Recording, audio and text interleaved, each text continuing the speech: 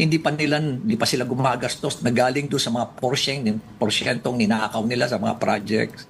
Yung mga porsyentong ninakaw nila bilang contractor sila, porsyento nilang kinuha pa nila bilang supplier. So, kita mo, may porsyento na. Sila pa yung contractor, sila pa yung supplier.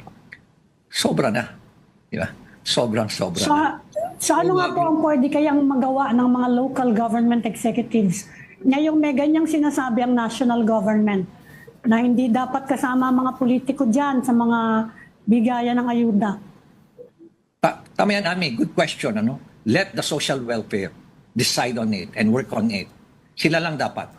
Na walang interference ang mayors o any political figure. Huwag makialam. Katulad dito sa Baguio. Pag may dumating na ayuda galing sa senator, bigay ko kagad sa City Social Welfare. Bahala na si City Social Welfare na gagawa ng listahan.